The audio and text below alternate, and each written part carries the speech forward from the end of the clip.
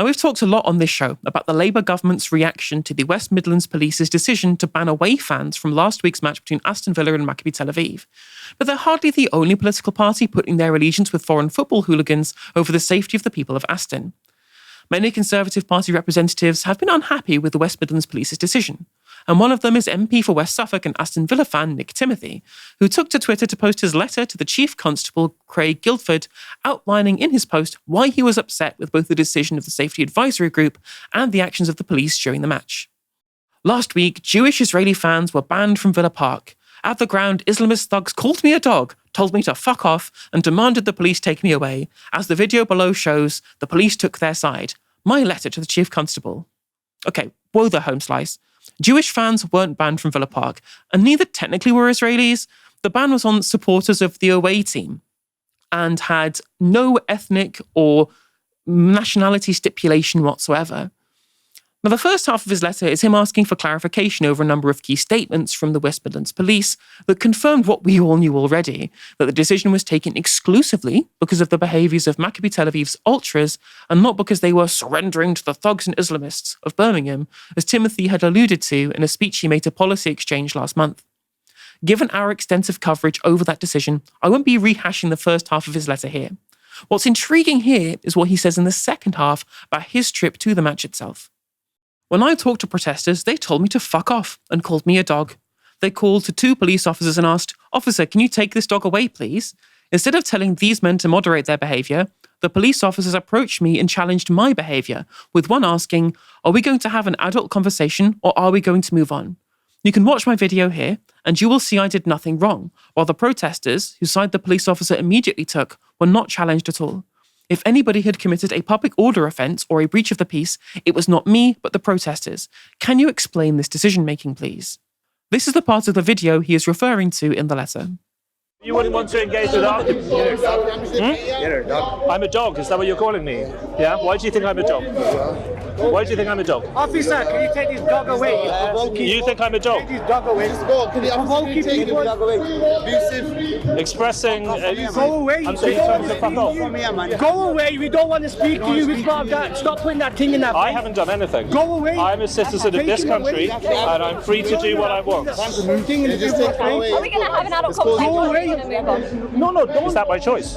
Don't entertain him. I'm asking you a question. Don't entertain him. I was trying to have an adult conversation. They started calling me a dog and swearing at me.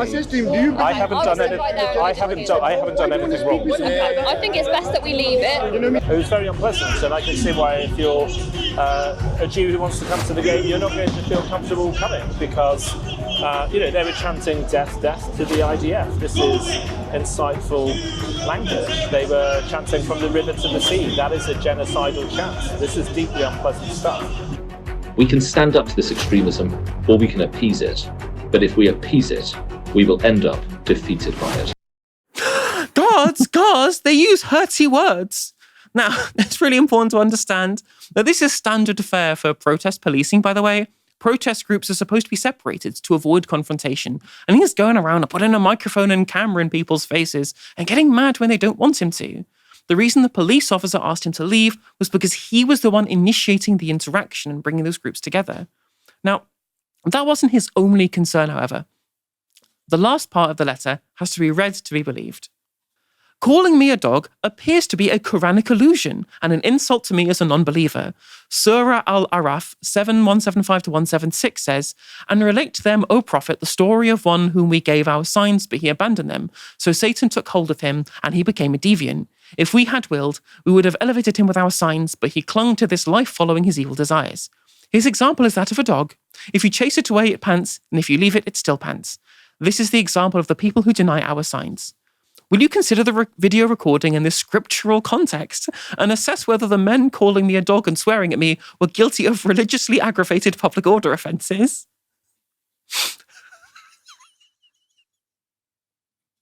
Sorry. Okay, breathe, Elena, breathe. Right, so is it just me, or has he just typed, "Find me a reference to people as dogs in the Quran" into ChatGPT and tried to force whatever it said in his complaint to satisfy the Islamophobes in his audience? Well, I was so curious that I wanted to have a look. You'll never believe it. So this is what I typed into ChatGPT as a prompt.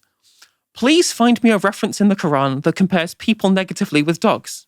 And ChatGPT responds, yes, the Quran makes a negative comparison involving a dog in Surah Al-Araf, chapter 7, verse 176. The verse speaks about a man who has turned away from divine guidance after knowing it. Here's the relevant passage. And here is the passage that we read out earlier. Context. This verse refers to someone who received divine knowledge or guidance, but abandoned it in favor of worldly desires. The image of the dog that pants constantly, whether driven away or left alone, symbolizes insatiable greed or attachment to material things. So even if he hasn't just gone looking for Quranic verses to post hoc justify his Islamophobia, the idea that this quote has anything to do with shooing away an irritating MP cum influencer is ridiculous. The issue is that Zionists are intent on trying to describe the hostility to Israel as being born of religious conflict, to smear those who oppose the genocide as Islamists, as Timothy has, rather than just normal people who think that civilian massacres are a bad thing. Stephen, this was peak cringe, wasn't it? Beyond peak cringe. I don't know. It's like, well, first of all, may I congratulate you on your excellent journalism in going to ChatGPT. I mean, that is just amazing that he was like, oh, I'm going to justify my argument by reaching for the Quran and finding something to make this out to be a kind of deeply, deeply religious slur of some kind. And of course, it's like nothing of the sort, and it's totally arbitrary. But I'm really like curious about how far this genre of like middle-aged wine guy MPs walking around the dark gritty streets of wherever it is they are and sort of filming encounters with tube barrier jumpers or protesters or walking through a street saying there's not a single white face around when there are like 5 behind you. When is this going to end, or what are the sequels going to look like? They just seem to be gathering momentum, and really in a way totally unbecoming of, in a sort of shocking way, for MPs to be engaging in this kind of behavior. If you go to a protest nowadays, and so for example, I've been to lots of the Defend Our Juries protests involving the signs for Palestine Action. There are people sort of around it. And there are members of the right-wing press, and there are YouTubers, right-wing YouTubers, who come along and they will instigate rows with not the actual protesters holding the signs, but people around it. And they'll instigate rows, and they'll capture those rows on video, and then they'll put them up on YouTube and say, "Oh, this is like violent, threatening protest," where what's actually happening is a bunch of very quiet people holding a sign or being arrested. They'll be like, "This is a terrible, yes, terrorism, etc. Look at what happened at this protest." And this is what this guy is doing here. He is behaving no better than a cheap auditor at one of these at any protest that you might go to. But he's an MP. He's a lawmaker. Why is he trying to like create a scene in order to convey a certain sense of threat to one community? Jewish community, as he put it there, which doesn't actually exist. It's to me, it's conjuring a kind of picture. It's essentially a kind of lying, really. You're structuring you're creating a sort of version of reality which is just not actually as it is. And as an MP, I'd have thought you just had better things to do. I mean, this is why we're paying them to sort of go out there and create. Like try and have, I don't know, a second career as some YouTuber with 60 followers. Like, is this why he went into Parliament? That's what I want to know. Is this why Robert Jenrick went into Parliament, to do these kinds of stunts, or are they there to actually try and improve things for the people of this country? It doesn't look like it, does it?